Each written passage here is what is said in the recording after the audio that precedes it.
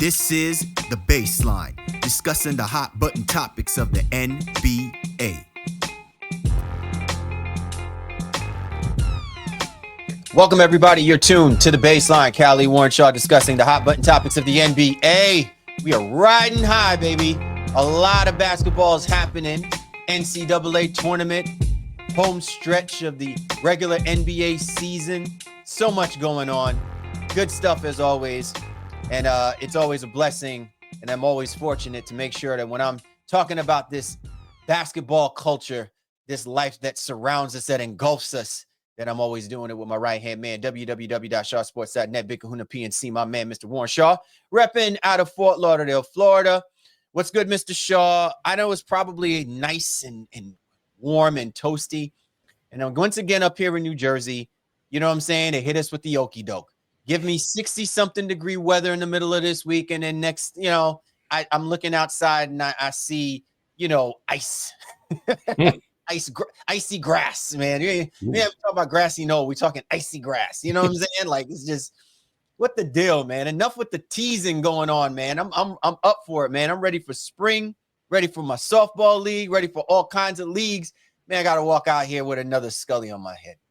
Well, I'm sorry to hear that because, it is officially spring. We even had, the daylight saving time switch here and all of those things. And, it's nice. We had some cool weather for South Florida, but people loved it because it was in the 60s. And we're like, oh, wow, not the 80s right now. So 60s and low 70s. It was a nice time. They didn't call out a state of emergency in Florida because it could drop down. At least, but I didn't see the boots. Usually when it hits 60, you see the ladies and they rocking the boots and, the bombers come out. I think people were just like kind of shocked, by the sudden air quote dip in temperature, but South Florida is always an amazing time. So I'm chilling, man, and we got a great share on the baseline as we always do, man. I love what you've been doing with us, with the content. So keeping us rocking and rolling. Hopefully fans and listeners are enjoying what we're doing here the last couple of weeks here as we push towards these playoffs. Yeah, man. Listen, credit to the basketball culture, man. They don't disappoint. They're the ones that got my juices flowing, right? Got me talking about some things.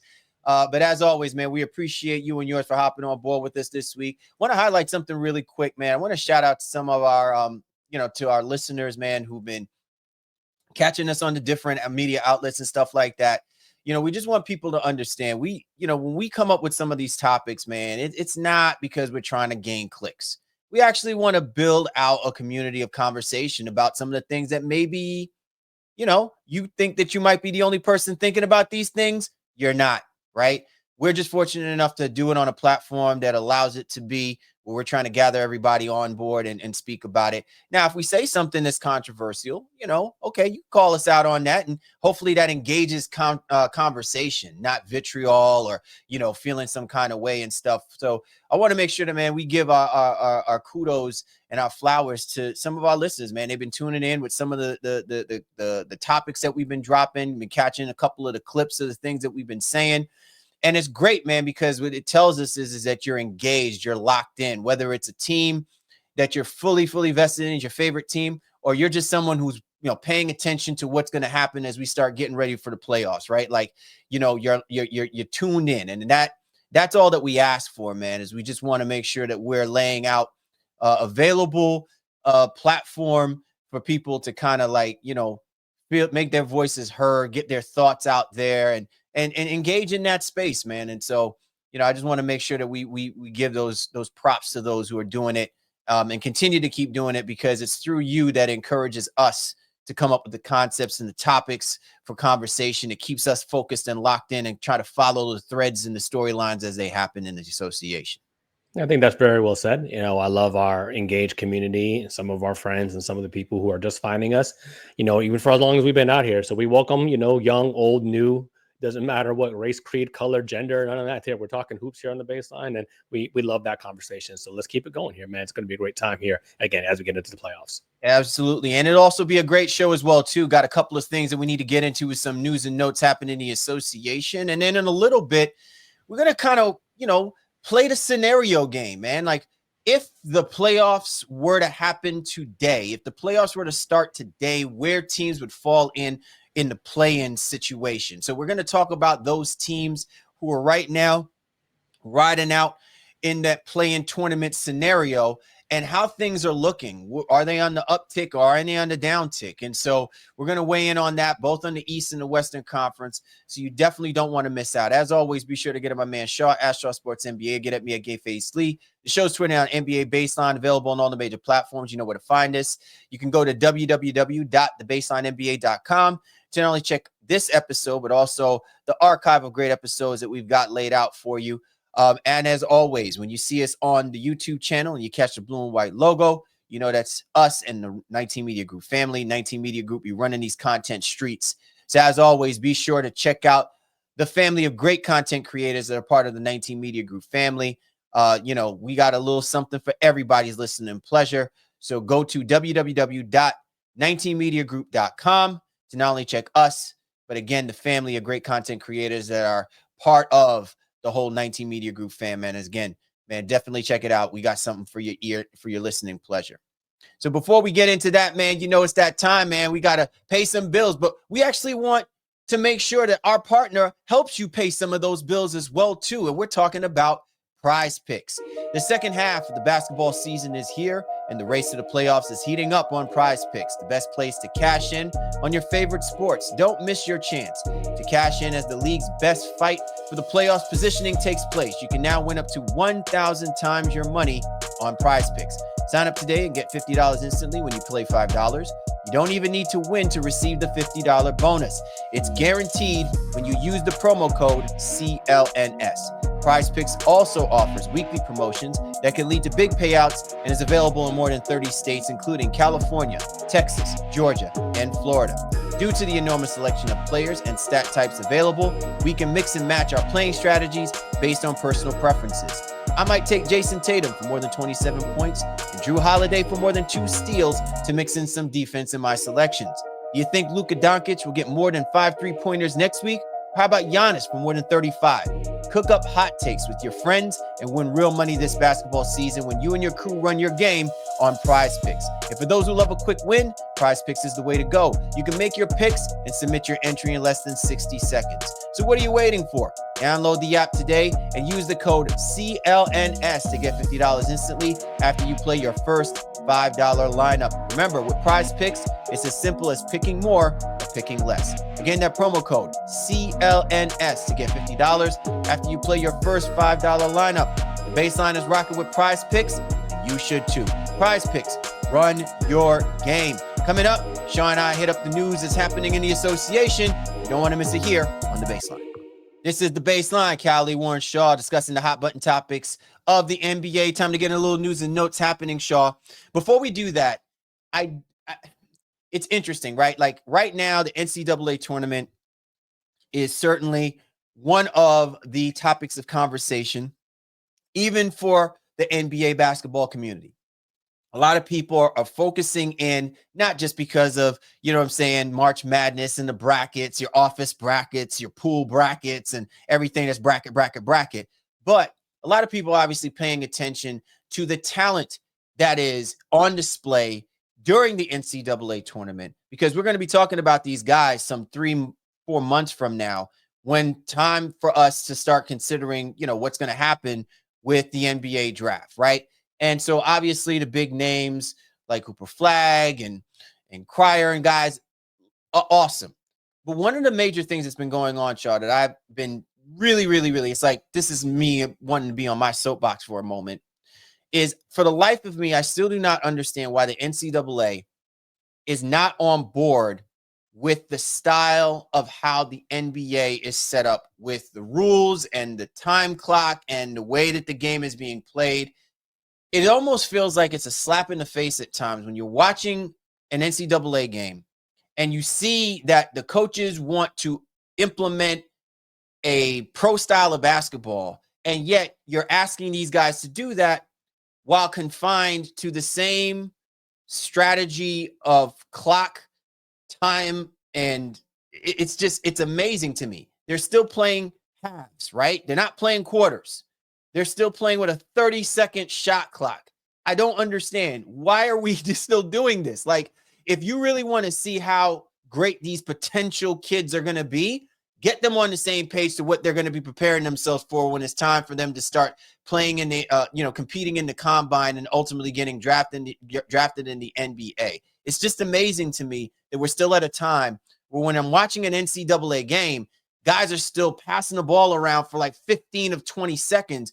That 8-second difference from what you're getting in the NBA to what's actually happening when you're watching an NCAA game being played feels like an eternity because of how these guys develop the offensive styles still for the college game, but not ready and available for what's supposed to happen for the NBA game. See, I think that's a really interesting question. It got me to hypothesize. While I haven't been ultimately tapped into the tournament itself, I have heard some complaints, if you will, about style of play, lower scoring, and so forth and so forth. But, I would only challenge your notion in that while our show is actually an NBA baseline, it's an NBA baseline podcast. So obviously talking about pro basketball on that sense, but there's more basketball out there than the NBA.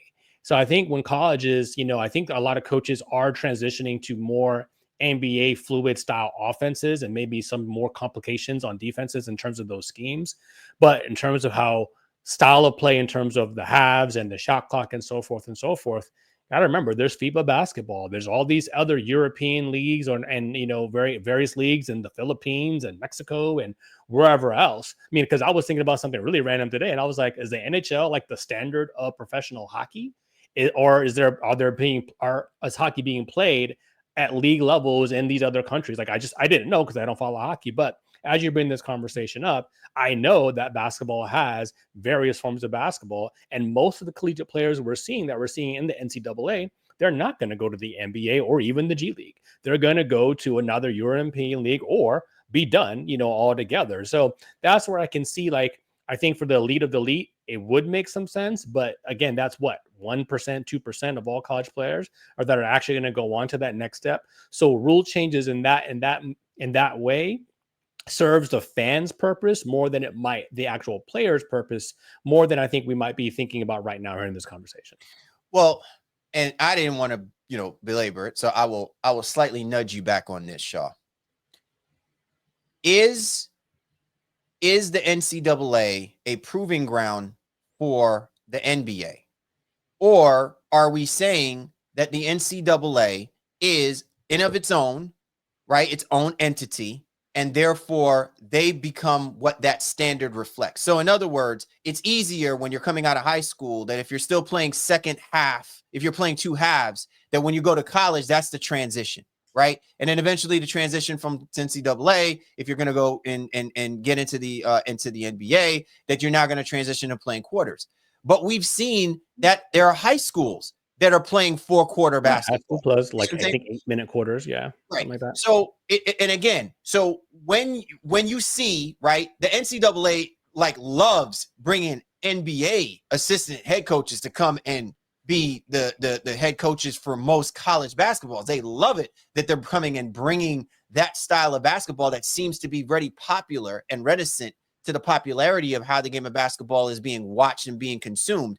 You want to implement that. But in doing that, you do it at the sense of, I got to do it working with a 30-second shot clock. I got to work with it, doing it, playing with only 5 fouls.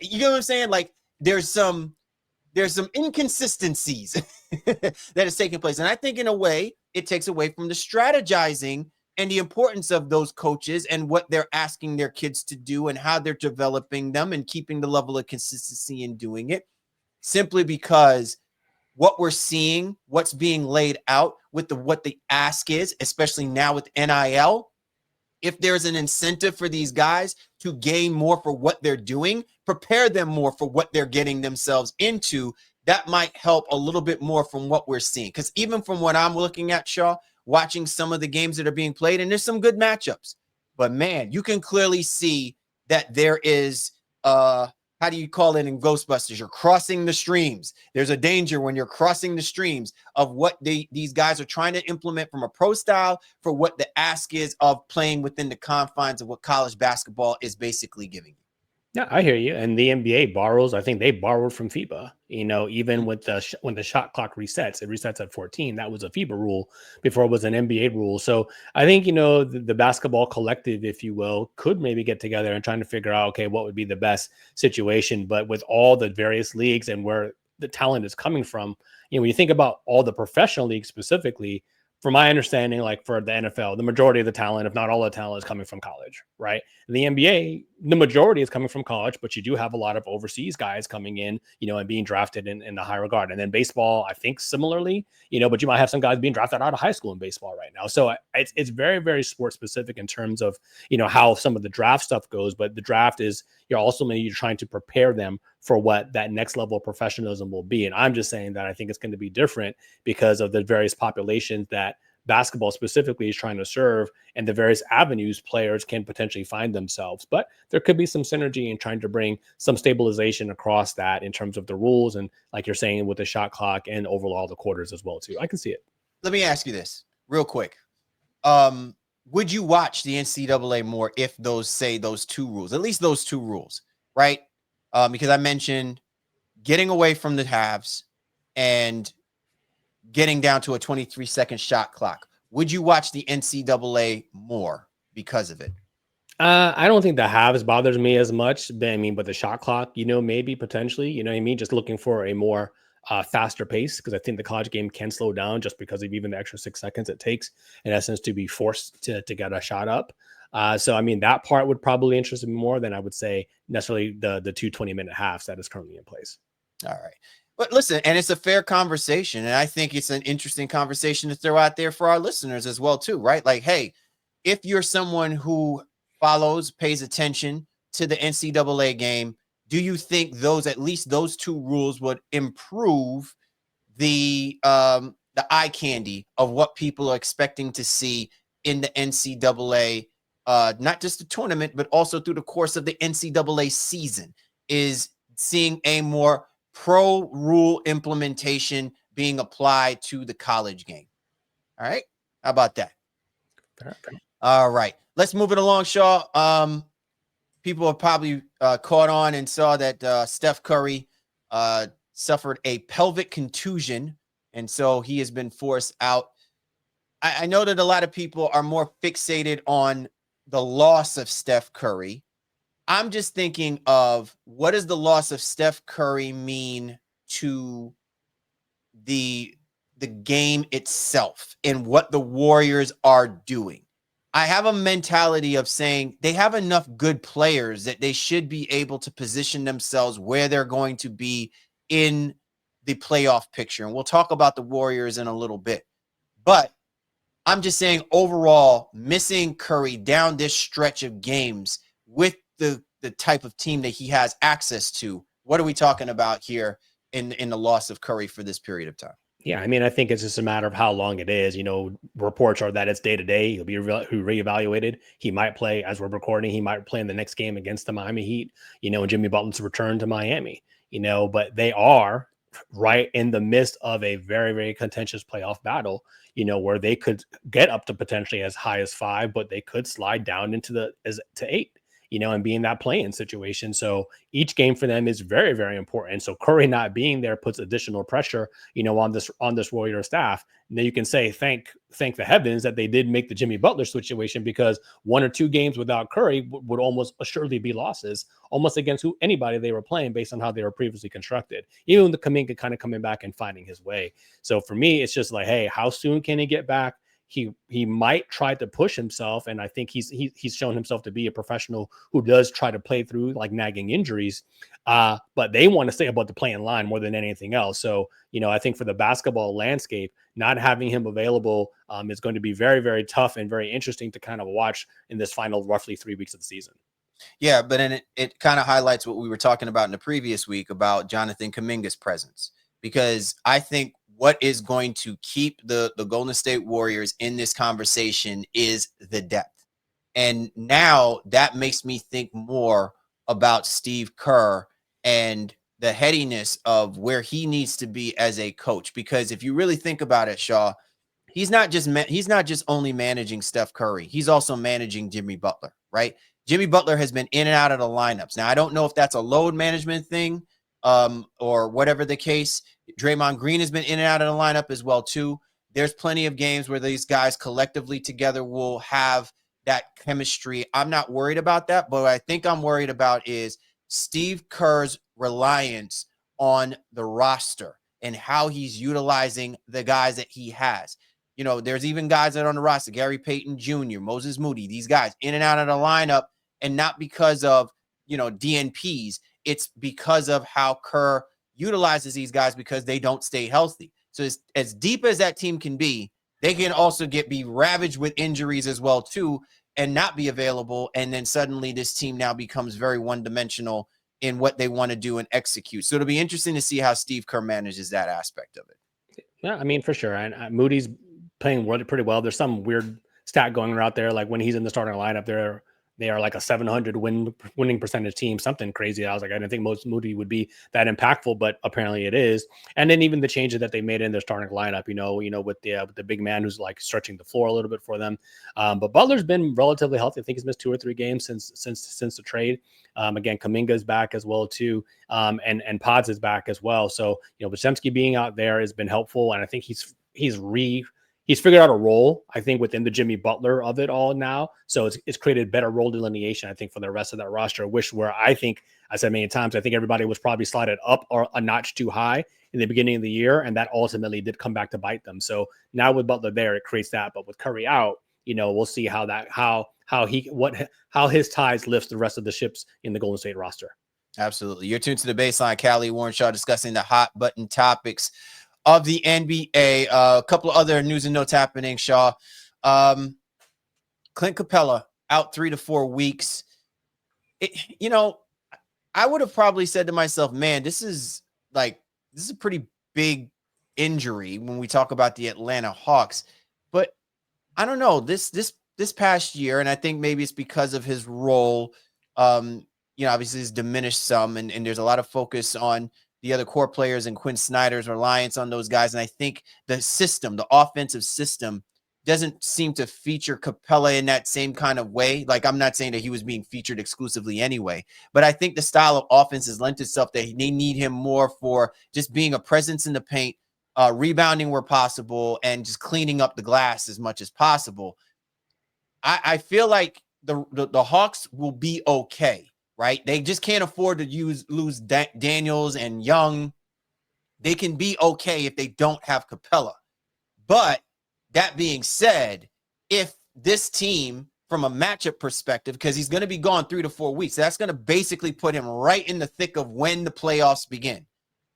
I think Snyder's definitely going to probably need him for those matchup situations in which you need a presence in the play and a reliable veteran guy that could probably get you buckets, because the Atlanta Hawks have been prone to have those stretches where they just can't score the basketball from the front court. And now that they don't have DeAndre Hunter, they more so need to get as many bodies as possible that can at least do something from the front court perspective. Yeah, I mean, I'm with you in the first statement. Is like, I don't think it matters as much. Okongwu's kind of come on while he is air quote undersized. You know, he's not a 6'11", 7-footer. You know, with that, Capela can be back in there to play kind of spot minutes. Okongwu is kind of overtaken him for the starting role here. Anyway, even when Capela was fully healthy, and I think Atlanta's played differently and better, especially since the loss of Jalen Johnson, which in essence should have tanked their season, but they've been able to figure it out. Kongo's been able to help. When they traded DeAndre Hunter, yes, that was a change, but Karis LeVert and Nang has come in there and they've been all right. Like you talk about a trade that's air quote worked out for both sides. Listen, they basically got 2 guys who are rotation pieces that are playing extremely well in Karis LeVert and George Niang. So Atlanta's going to be a tough out when it comes down to it. And Capela can kind of come back, and if they end up in a matchup, I wish it would look like right now, and we'll talk about the play in a little bit. If they end up in a 7-8 versus Orlando's not huge in the front court. So, they can, try to get by that. But then if they were able to sneak into the first round, then you'd want to have some size, especially if you end up in a matchup against the Cleveland Cavaliers, with Jared Allen and Evan Mobley, just to have another rim deterrent there too. So I agree with you. Capela, again, he's not long for the Atlanta Hawks roster. I'd be surprised if he's really a part of this team next year. He's not a part of the long-term future in any way. And they can get by without him for the next couple of weeks. Absolutely. All right, Shaw. And finally, Memphis Grizzlies were also dealt a pretty big blow as well, too. Pardon me if I don't get his is it Stanley Clark? Brandon Clark. Brandon Clark. I don't know why I was thinking Stanley Clark. Was there ever a Stanley Clark in the NBA? No, probably not. There's a Stanley Roberts and the Stanley Johnson. Roberts. Yeah, okay. Stanley Johnson. That name resonates with me. Brandon Clark, he's going to be out for the remainder of the regular season, probably the remainder of the season itself. But I think if the Memphis Grizzlies are able to make a deep run, he may be able to come back by that time, but he's definitely not going to be available for the remainder of the regular season. Obviously, the Memphis Grizzlies are still in the throes of, trying to elevate themselves to at least the 2 seed in the Western Conference. But, listen, man, he's actually had a pretty decent season. Again, kudos to Jenkins for figuring out a way, to utilize him in the way that he's been utilizing him. So yeah, it eats at the depth, but is the Grizzlies going to be okay without him? The short answer, yeah. I think Clark, it was nice to see him kind of come back and be a contributor to this team. But as we've said many times throughout the course of the year, this Memphis team has been unexpectedly deeper than we would have imagined. And yeah, they've stumbled some here and there, not looking quite as formidable as they once were in the middle part of the year. But again, with the Jay Huffs of the world, and even they scooped up Marvin Bagley, which I had no idea they ended up getting him, and he was in this roster, and Jake LaRivia and guys like that, like they can get by without what Clark provides, so to be. Sorry, excuse my French there. Vince Williams Jr. is back, Gigi Jackson as well too. Like, so they have guys in essence that can fill in those minutes, and I'm not too worried about Memphis without Brandon Clark. Yeah. By the way, I thought it was pardon my Portuguese. I thought that was Portuguese you were spitting. Sorry, this guy. Yeah. Listen, I agree with you. It's just so weird though, man. Like when he came out, rookie year, first 2 years, came out like gangbusters, man. And I thought that it's because of him that ultimately they moved on from Xavier Tillman, and then he suffered, I think, a pretty significant injury. And then like all of a sudden, man, like, he's on the back of the lunch line. Like it's just crazy to me. Yep. And it's amazing how many players the Memphis Grizzlies have gone through. There have been quite a few guys who have come in and have ultimately contributed in some way, shape, or form. It's like they give us these flashes of of guys that would be like, yeah, they could be probably starting on some other team. And then next thing you know, very next season is a whole new batch of other guys. So I don't know what magic Jenkins is working, man, but don't let him get a handful of ragtag, what I'm saying, outcasts, man, because he gonna have them guys playing up and outside of their heads. That is one of the things that I can appreciate about Taylor Jenkins and what he does for the Memphis Grizzlies, man. He will go 13 deep without question with his roster, 14. And probably if you're the Dallas Mavericks, you may want to consider what kind of formula is needed to get that movement for the future, for the foreseeable future.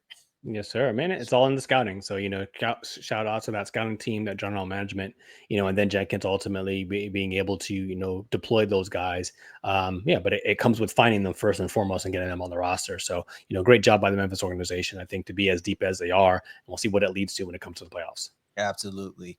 You're tuned to The Baseline. Callie Warren Shaw discussing the hot button topics of the NBA. Coming up, if the playoffs were to start today, the play-ins would be like what? You don't want to miss that. Catch us here. The Baseline. Don't go anywhere. We are back. Callie Warren Shaw, the Baseline NBA podcast. So if the playoffs were to start today, the play-ins for the Eastern Conference currently would be lined up as the 7th seed would be the Atlanta Hawks, 8th seed would be Orlando Magic, 9th seed would be the Chicago Bulls, 10th seed would be the Miami Heat. So Shaw, we were kind of looking at this, kind of from a micro level because, we were just talking about a few moments ago, things that are happening over in the Western Conference, which we'll get into a second. On a micro level, we look at a team like the Hawks, we look at a team like the Magic. If they're fully healthy, right, they could literally be a very dangerous team, no matter how you slice it. They would be a dangerous team for any of the higher seeded teams. But a lot of them are going to, like these two teams especially, are going to probably be limping into this situation.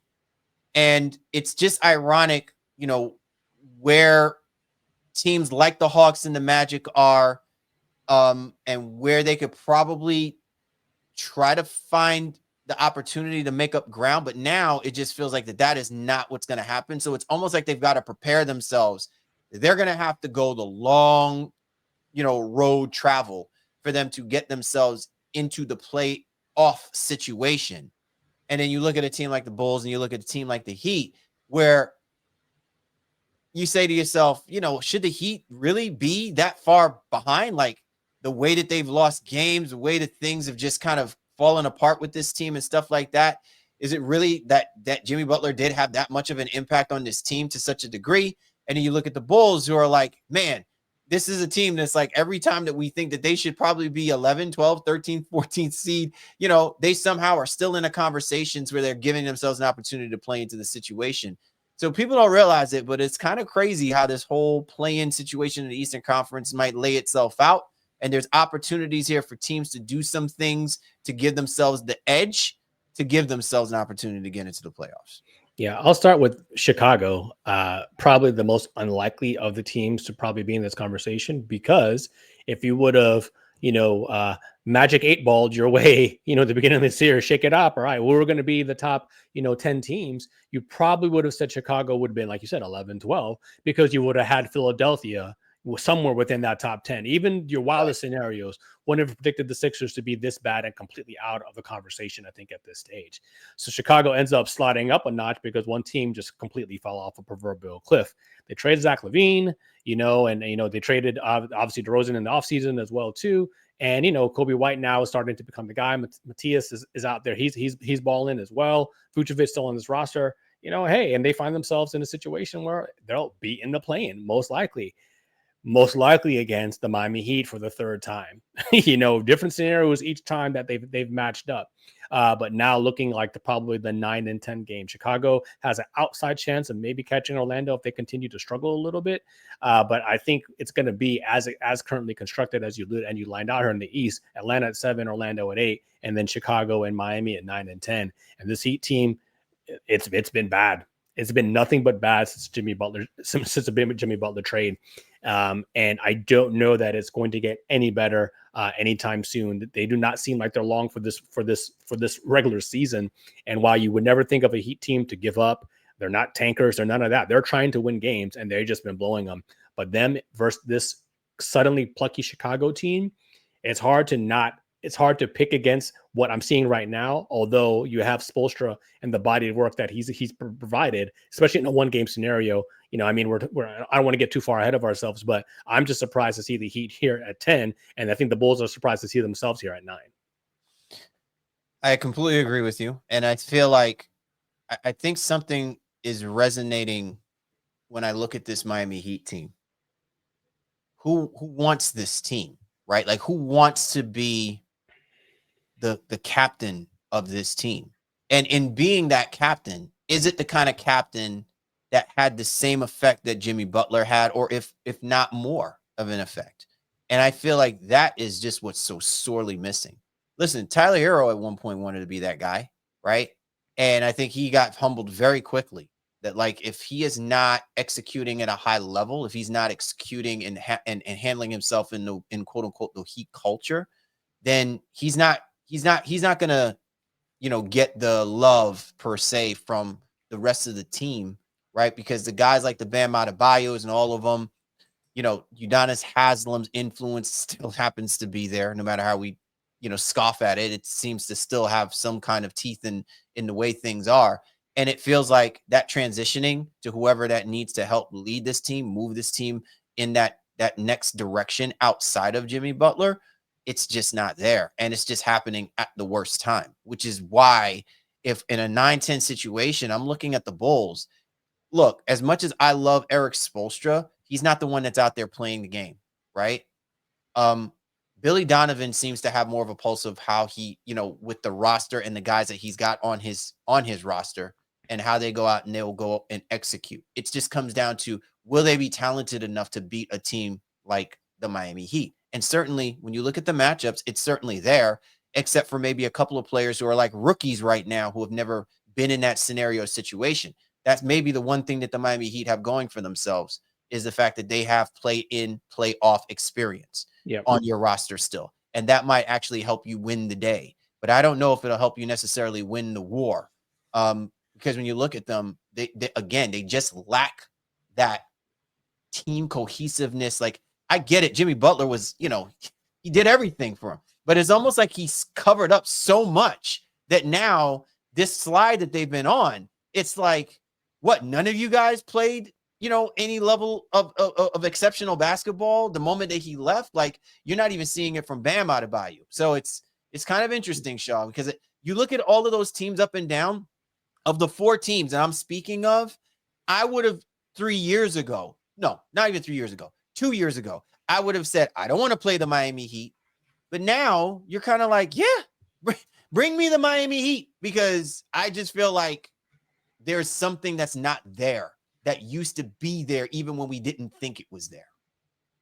Well, what's happening is Miami's blowing games late primarily. They've been in a lot of the games that they lost here in this recent stretch. It's just been fourth quarter execution has been poor, to say the very, very least. I think there's been 1 or 2 overtime games mixed into that as well too. So they're not getting their doors blown off per se, but they're just not playing good basketball. The difference from this year, even from this year compared to last year, is right now is that, well, they also wouldn't have home court advantage in that scenario when it comes to the play-in picture. So now if you have to go to Chicago to beat them, and maybe you can say Spoelstra can scheme his way to beat, a plucky Chicago team that they didn't expect to be here.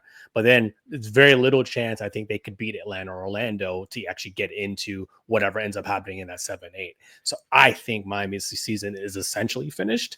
But, I don't want to put the nail in the coffin of an Eric Spoelstra team just yet, because, they could pull out a miracle, and they're not void of talent. They just haven't executed it in a way. And then suppose you get the random, Bam's going to take over and I'm going to go for 25 to 28 tonight, and I'm going to rebound the hell out of the ball. And Tyler Hero, again, he's had a really good season, but does Terry Rozier finally say, let me stop, effing around here and turning the ball over? Can I be an acceptable scorer off the bench? Like, they've tried so many things. Davion Mitchell, I think, is starting for them now, in the point guard spot.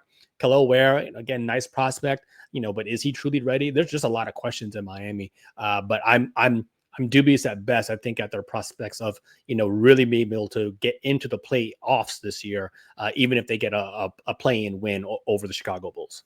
All right, I'm gonna play devil's advocate here real quick for you, Sean. I'm gonna put you on the spot. Let's say the Miami Heat, let's say that the 9-10 matchup happens, right? Miami Heat pulls out a victory against the Chicago Bulls. Who do you want the Miami Heat playing against? I think they have the best shot against Atlanta. If Atlanta were to crap the bed against Orlando, as currently constructed, again, because Chicago could still technically catch Orlando here, and I guess technically they could catch Atlanta. I just don't know what the tiebreakers are offhand. But I like them better off against an Atlanta team who they also have some confidence and some experience with. Then I think the not necessarily the length, but I think the scrappiness and the defensive mindset of Orlando. You get into a rock fight with the Magic, and Heat aren't like this great offensive juggernaut, especially with Butler out. I wouldn't bet against the Orlando Magic and their ability to try to come out victorious. So I could think you can get an off shooting night from Trae Young. Something kind of goes awry. You're just like, all right, well, who else is Atlanta gonna kind of turn to, and maybe you can upset them if you were to even get past the Bulls in that first matchup. Yeah, I like where you're going with that, because I would be curious to see how Miami handles a Paolo Banchero and a Franz Wagner. Right. I just think that we've seen that when those guys are on and the lights are on, they can show up and show out. It doesn't necessarily mean that the Magic are going to beat anybody per se, but to your point, the way that the Miami Heat have been playing, and the calling card has always been their scrappiness in their defense. But the way the Miami Heat have been playing, especially in some of those games, those overtime games, which have been high scoring at best, I think that they've taken a step back defensively in some regard. And I feel like that kind of matchup would not bode well. They may be able to throw multiple bodies at Young and Daniels, but I think that if the Atlanta Hawks had Jalen Johnson, it would be a much different conversation to what you're talking about as far as matchups go, and just really like the Atlanta Hawks just running rough shot, against the Miami Heat. So it'll be interesting to see if Eric Spoelstra can pull them out of their funk.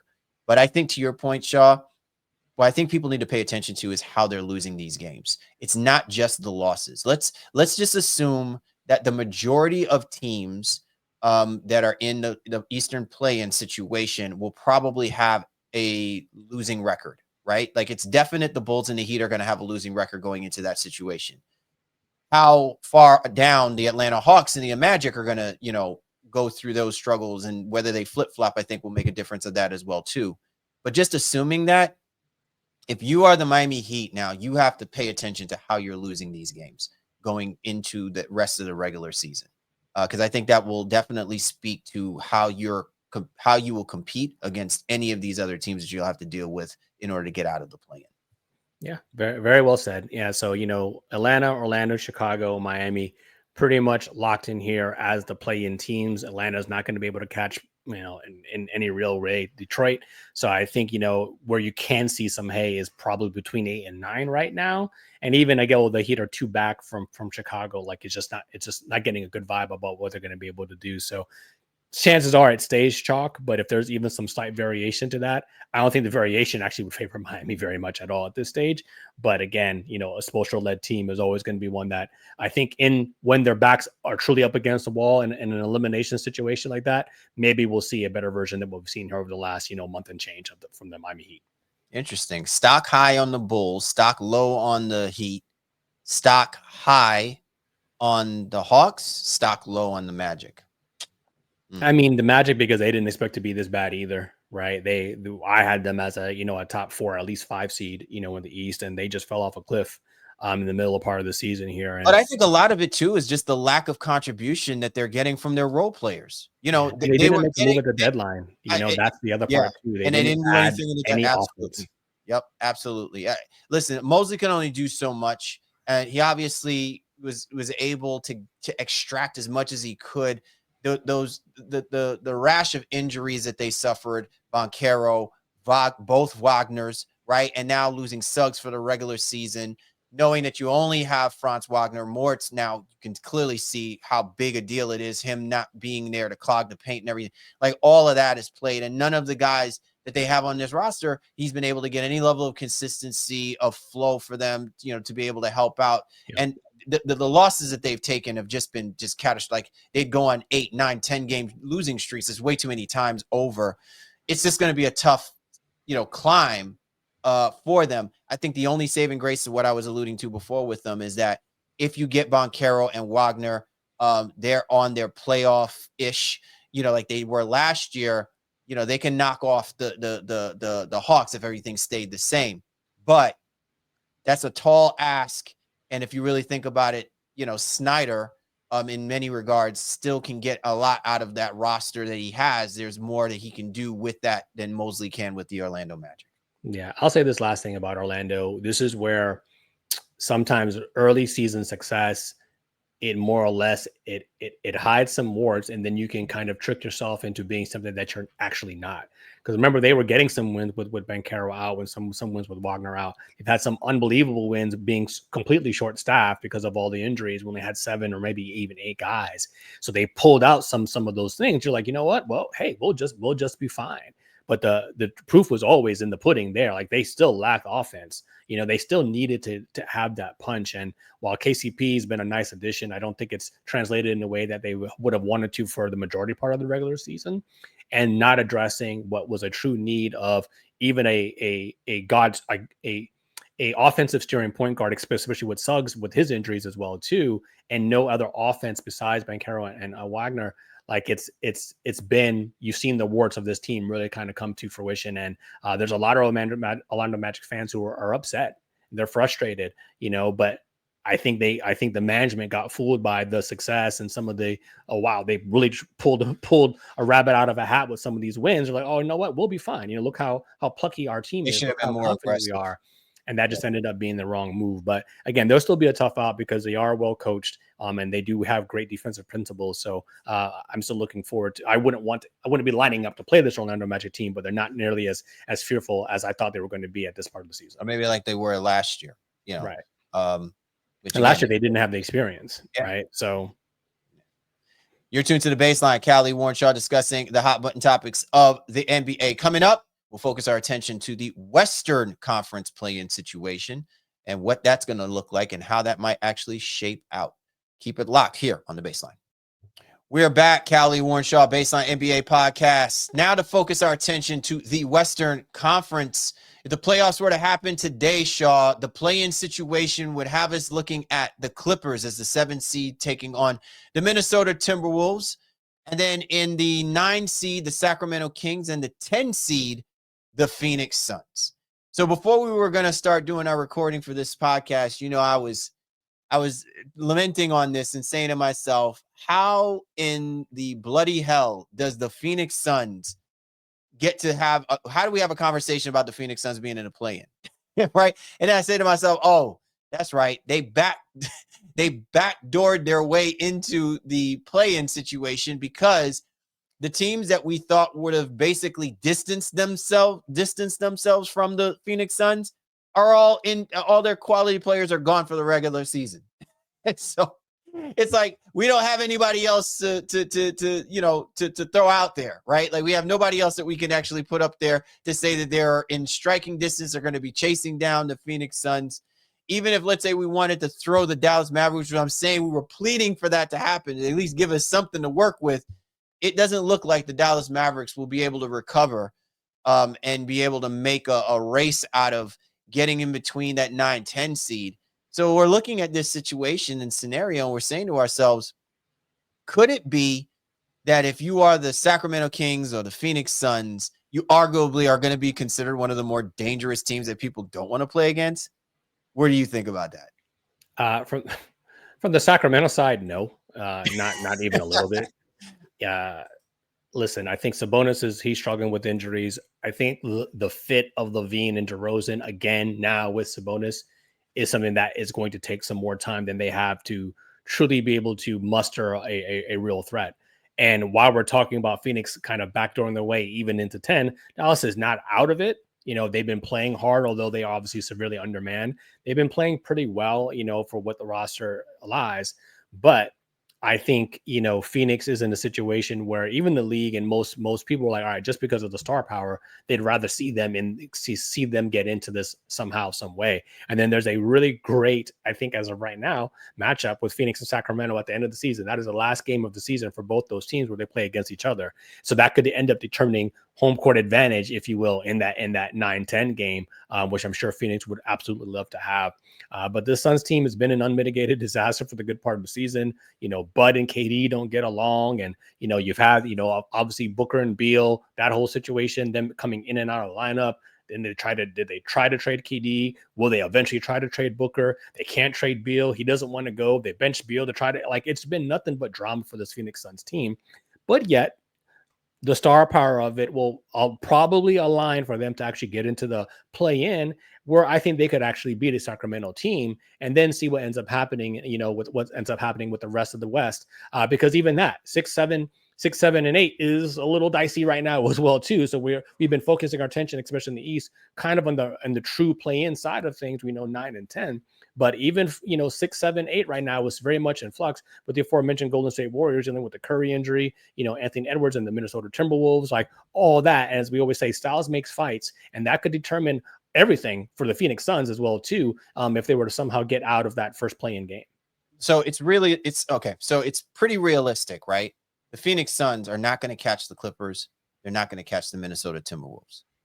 And if I'm Mike Budenholzer, right? I mean, because, you know, listen, there's a handful of games left, but I just think that the Clippers and the Timberwolves are going to handle their business, right? And they're going to put some distance between, you know, the 9 and 10. I don't think they want to be anywhere near that stuff. And, you know, look, the Timberwolves are starting to get healthy again, right? They got back Gobert, they got Julius Randle. I think it's now comes down to they just need to get it together, right? I understand this team is a completely different team than what they were last year. And you basically could just throw out what they did getting to the Western Conference Finals, you know, out of the window, right? Because they're not working with the same roster. But I think if the roster is healthy, you'd bank your chances that the Minnesota Timberwolves will figure out a way, get it done, and at least keep themselves in playoff situation. What's interesting to me is what you just brought up a moment ago about Budenholzer, Shaw. If I'm Mike Budenholzer, I would really, really, really would have loved to find myself somewhere in the 7-8 situation, playing against either Tyronn Lue and the Clippers or playing against Chris Finch and the Minnesota Timberwolves. Because think about it like this, all right? Again, this is me thinking out of the box. If you're Mike Budenholzer, can you really afford to lose a playing game situation against the Sacramento Kings and a rookie head coach in Doug Christie, right? This would be Vogel all over again, right? Which just isn't a good look. Forget the Suns, because everyone understands this is the Suns, right? Like this, they put themselves in this situation. If you're Mike Budenholzer, you didn't really sign up for this, right? So now this is now a scenario where, like, for your, credibility as an NBA championship head coach who has had access to star players and you've won a championship, you cannot lose against the Sacramento Kings in that first play-in game, right? You just can't. It's just not going to be a good look for you, because then it validates KD's dissatisfaction with him, and it validates part of the fact that this was all on management not doing what was necessary, not listening maybe to the players or whatever, getting the right head coach that's going to be able to get these guys to play together, to play to the level that they're capable of. That's just me. Again, and I don't want to sidetrack where we're going at. I'm just saying, if I'm Budenholzer, there's a lot more at stake if I'm sitting around in that 10 seed, now knowing that you're going to play a Sacramento Kings team, which you should be able to beat, but you look nothing like that because of the inconsistency that you get from your star players. I mean, but what's more embarrassing? Because again, they're in a actual tie with the Mavs still currently, and the Suns have the hardest remaining schedule of any team. Again, we've outlined this a couple times now. They could get the benefit of playing like OKC when they're going to rest guys, so maybe that strength of schedule isn't truly a strength of schedule, because OKC is not going to have anything to play for other than maybe to screw the Phoenix Suns out of the playoffs if they were to wanted to do that, right? But in theory, Dallas can still catch them. So what's worse for Coach Bud here? Not even getting in the play-in, or getting in and losing to a rookie head coach in Sacramento? Like, what would be your dealer's delight there? If Coach Bud. Oh, I would just not even want to be in it at all. At least this way I extend. At least this way I extend my. You can't get rid of me after. You know what I'm saying? At least in that scenario, you can't get rid of me after the first year, right? You'd have to be like, oh Jesus, we just did this with Vogel, Well, but if I'm still do it. I mean, I don't want to lose. I don't want to think about it like this, y'all. Would you rather lose to the Sacramento Kings, or would you rather lose to a Dallas Mavericks team that might not even have enough players to roster the playing game? they work all that hard to get to say that they got into the situation. And I think that's more embarrassing. If you were somehow to still not get in, and Dallas were to somehow usurp you here, despite whatever the strength of schedule says here now, I think even that's more embarrassing. It's like this team was barely able to field dudes, and they got into the playoffs, play in, without ahead of us.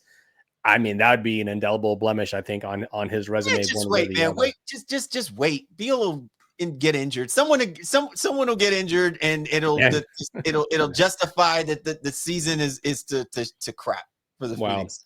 Well, while we're focusing on Phoenix here, I think if they are lucky to get into play-in, yes, I would pick them against Sacramento. But I don't know that, again, they would have a whole lot of luck against the Warriors, Clippers, or Timberwolves, in actually getting into the actual playoffs. I think all three of those teams are obviously much better than them currently and are playing at a level that's much better than them, not just by virtue of record. And even all three of those teams have had their various struggles throughout the course of the regular season. But I just kind of trust in what they're going to be able to do in a matchup, even with KD, having the ability to go Super Saiyan, if you will, and score 35, 40 if need be. I just trust those other rosters more. So I can't see Phoenix long for the playoff situation here, even if they get into the play-in and win that first game. Which is great. You bring up a great point here, because now we're talking about, the race to stay out of that 7-8 situation, right?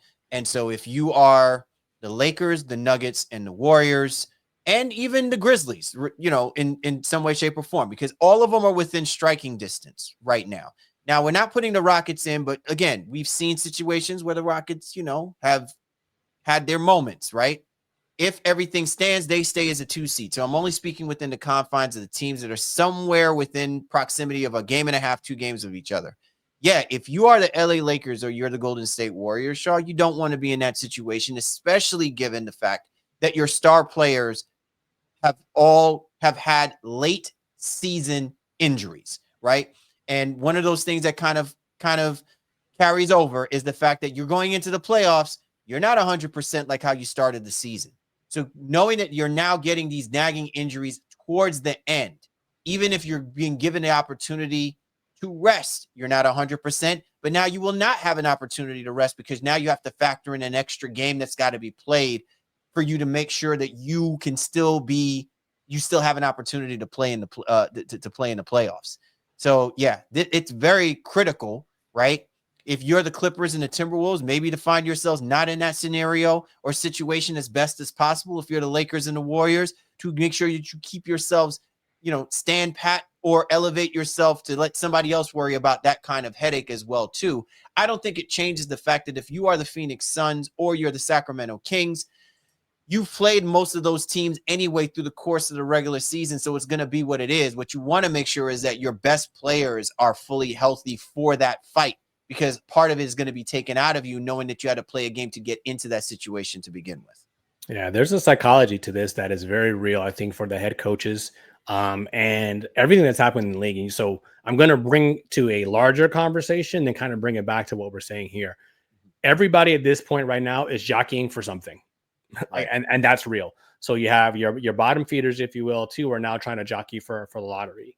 And we're seeing some lineups out there that I couldn't conjure up in my wildest imagination. I think by some of these teams who are tanking, I'm like, who is this guy? And then I fly here playing 38, 40 minutes a night. Like, it's really wild stuff what's going on with Utah and Philly and some other things currently right now, right? So that's playing into maybe even some other teams who are like, all right, well, I may not even be trying to do anything. I'm just playing my regular situation, but you're forcing my hand to win because I'm clearly better than I could just go ahead and roll the balls on and be better than whatever lineup is being put out there. That bleeds in now, I think, to the rest of the situation. Like you take a team like Denver, struggling with injuries with Jokic and Jamal Murray. Murray's back. Joker should be back any moment now, but they at least want to just remain somehow in the top four. They prefer to have home court advantage, but they're an experienced team. They're not as worried about seeding as maybe some other teams. Like a team like Houston is like, yo, we need every advantage we can possibly get because we're super young. But you take the Lakers dealing with injuries to LeBron, who's back, and Luka, who's having nagging injuries. Ja Morant is not healthy now going down the stretch part of the season, despite how deep Memphis is, as we've outlined. Now, we've already talked about the Curry injury as well. The most healthy teams of all the teams in that right now, if you can whisper, if you believe this, is the Clippers. The Clippers are the healthiest team alongside, I guess, the Minnesota Timberwolves, who had their injuries with Randall and Gobert, but now they're back as well. So it's really interesting when you talk about that 1 or 2 games missed can really make the difference whether you're in the play-in or have home court advantage one way or another when it comes to the Western Conference. And that's what I'll really be watching towards the latter part of the season here and see who's matching up against who and who's jockeying is like, you know what, I think this might be a better matchup. Because I think there's going to be a lot of teams angling to try to play the young Houston Rockets, and that may or may not be your best bet. But I understand why you might think it's so. So watch out for the play-in here. Nothing is settled here in the Western Conference. It's going to be a wild race here down the stretch of the season. Yeah, man. Listen, spot on. Especially, it's interesting, man, because last year we didn't give any credence, or we didn't give proper credit, to the Oklahoma City Thunder being the number 1 seed because, we just didn't, a lot of people just didn't buy into them, right? They're paper 1 seed, right? Listen, the same argument could be said again for this year and for the 2 seed, the Houston Rockets. However, what we have been seeing from the Oklahoma City Thunder is that a lot of the things that we question about them, they did things in the offseason and they've played like the season matters for them to say, we are going to be the best well-rounded team that you don't want to play against, especially given what happened last year. Whereas with the Houston Rockets, this is going to be uncharted territory for them, right? So like any one of these other teams, if they're in a position where they wind up having to go through that gauntlet, might be better for it because now you can really gauge and see if you have, quote unquote, stamina to hang with them. I think the Rockets are going to be the kind of team where they're going to lean on you as much as possible and hopefully not let the rookieism catch them, being that high of a seeded team that, people perceive them like how we perceived the Oklahoma City Thunder last year. But again, man, It's a war of attrition, and how those lineups play out for the remainder of these games is going to have a significant say on where we're going to be talking about, the final seedings to take place and who's going to be in those playing situations, brother. Yeah. The only teams that I can see reasonably like, oh, wouldn't be worried per se would be the veteran teams in terms of the Lakers and the Warriors if they ended up in some sort of a matchup with Rockets. However, the standings ultimately fell within the first round. But if you're the Clippers, I think the Rockets have played very well against the Clippers this year, and I know they played well against the Timberwolves as well. Those are not two teams that should be angling themselves and hoping to get that Houston Rockets team wherever they end up landing. So this West, like I said, it's going to be a lot of fun, and injuries, unfortunately, are going to play a little bit of a role into how the final seedings are worked out. But as we close, the Phoenix Suns are not safe. They're in here right now as we record, and I expect them to probably at least be in the plane here now, but Dallas is not giving up. So, Coach Bud has a lot stake on riding on his reputation here to even get in. And let me just say this last thing. Quietly, like a piano in the dark, is still the Portland Trailblazers, who are not eliminated. I'm just saying, they could try to put some pressure on here in the final, whatever it is, 12 games, and that'd be a miraculous story for Chauncey Billups. But I feel like they've lost too much ground kind of initially, but they have been playing really good basketball, the latter part, especially since the All-Star break. And it'd be really interesting to kind of see them have something to say about this play-in race. Oh, wouldn't it? I would really like for them to not be who we need to talk about in our coveted autopsy reports. Let's not have them lead off that conversation, right? Let's see them actually make a race out of this. You know what I'm saying? Which, by the way, Shaw, it's around that time of the year. I know we've been kind of teasing it. We've been talking about it, but it's that time of the year, man. It's time for us to get on with the getting on. You know what I'm saying? Dr. Kevorkian, Dr. Kill Patience. Yeah, man. I'm ready for it. Well, time to start burying them bodies. I want to thank the futility, of the Utah Jazz, New Orleans Pelicans, the Washington Wizards, and the like, if you will, for allowing us to get into this a little bit early. It's a fun time for us, not so fun for them. Is this your ode to the Grateful Dead? Is that what this is? This is your Grateful Dead moment. I appreciate, the league continuing to provide us content. So while there's obviously great conversation to focus on here, as we just did here with the playoff and play-in situation, it is time for some people to 1, 2, 3 Cancun their ways up out of here, and we are ready to put them on the slab, my brother, and get things popping. Absolutely, man. So yeah, be on the lookout for our listeners, man. You know what I'm saying? It's autopsy in time. Sean and I will get you right. You know what I'm saying? And for all of those who are fans for those teams, this is a great time of the year, man, because rather than feeling miserable about the remaining 2-3 weeks left of the season, you actually get to look forward. We get to help you. We get to help you steer your ship forward. You know what I'm saying? Hopefully out of the Bermuda Triangle, but we'll try to get you moving to something more tropical, a little bit more, fruitful, something where getting those pina coladas actually means something. You know what I'm saying? Those little straws and the umbrellas and stuff, like that's got to mean something for you. You know what I'm saying? Anyway, man, awesome show this week, man. Great stuff to talk about. And we definitely want to hear from our listeners as well, too. What are your thoughts about some of the things that we were dropping? Regarding, the Warriors, the Heat, the play-in, all of that good stuff, man. Be sure to get at us on all of the outlets. You know where to find us, man. And as always, Shaw, love chopping it up with you, brother. You know what it is, man. So yeah, hope everybody will tap in. Let us know your play-in predictions. Who will actually sneak in or firmly supplant their way into the play-in and ultimately playoffs. And I love your thoughts here on the NCAA tournament and some of those rule changes as well, as my brother Cal here proposed for us too. So we'll catch you next week on the Baseline, man. Always a good vibe, brother. Always a good vibe. Absolutely, man. Absolutely. Once again, for the Baseline, Callie, Warren, Shaw, we appreciate you guys. We do. And we'll catch up with you next time.